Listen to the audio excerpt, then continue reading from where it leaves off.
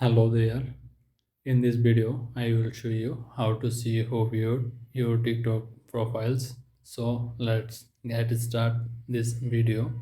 First open your TikTok application and then profile icon. Tap now.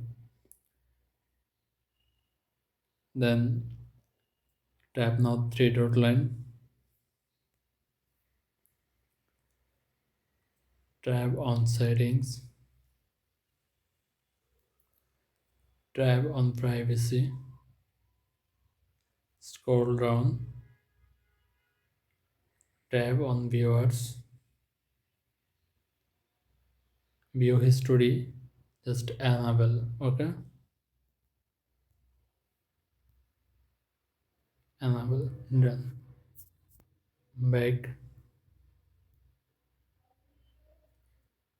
Then see footprint. Tab on profile views.